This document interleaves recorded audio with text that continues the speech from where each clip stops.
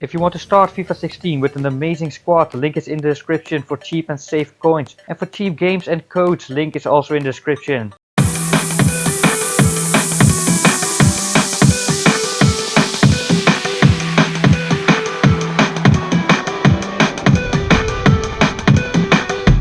Hey guys, my name is SOETIE and welcome to this passing tutorial. You know that I love playing passing style, and EA have introduced a new pass which is called the driven ground pass, and it is an absolute game changer which you just have to include into your game.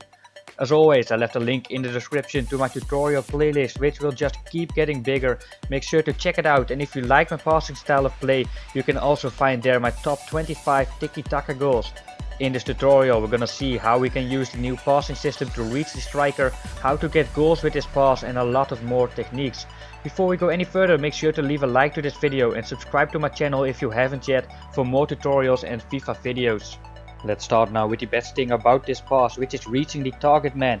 The driven ground pass is basically a ground pass but then a lot faster, and is an ideal tool to reach the striker. In this example we want to reach our striker Suarez, but there are a lot of defenders who may intercept the pass. The solution is using the new driven ground pass. All you have to do is hold R1 on your PlayStation or RB on your Xbox and press the pass button. Now we reach Suarez without an interception and we get an easy goal because of that. Here we use two driven ground passes. It is a faster pass, and because of that Ronaldo is in some space and we were able to finish. This time we again use two driven ground passes. We reach the target man and he's now able to give a great assist into Rakitic. This pass is really gonna change your gameplay a lot. We can give passes which would otherwise have been intercepted, and on top of that the pass is much faster and the player who receives it is always in more space than with a regular pass. And in the last clip of the section we're gonna see some of the no-touch dribbling, which I will also do a tutorial soon. We've seen the best thing about this pass, but let's get back to the basics now for a moment and see how we can maximize the effectiveness of this pass. We see a lot of driven ground passes here, and it's not accelerated, it is regular speed. This section is about how we can pass like this without giving bad passes.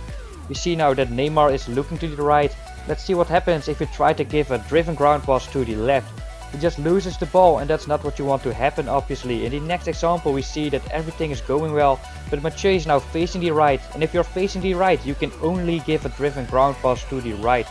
If you pass that down, he actually messes up entirely and passes a very slow ball into the goalkeeper. This can cost you goals.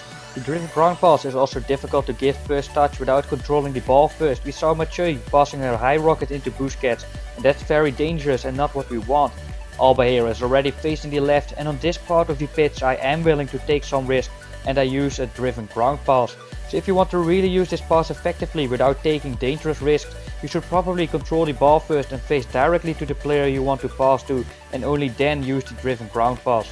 But if you have players like Iniesta and Busquets, you can actually use the first touch driven ground pass quite often.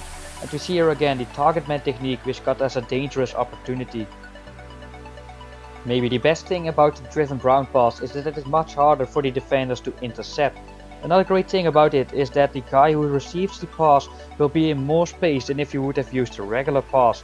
If you have space on the midfield, that means we can go forward, and if you have space with a striker, that means we can shoot, give a through ball or do an action.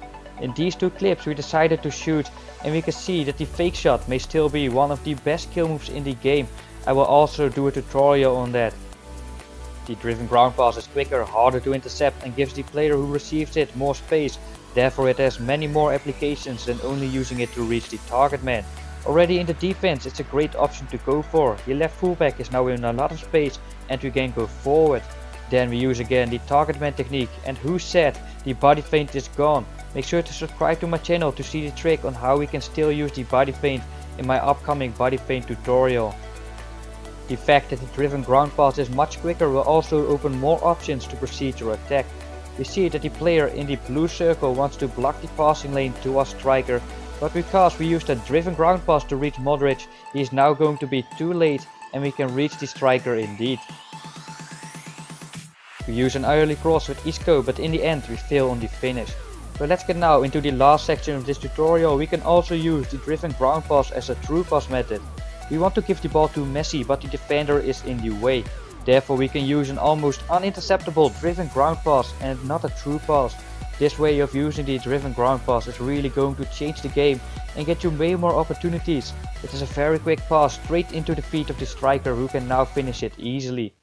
That's the end of this tutorial, guys. Make sure to drop a like, check out the playlist tutorial in the description and subscribe to my channel for more tutorials and FIFA videos. This was SOETIE. See you next time.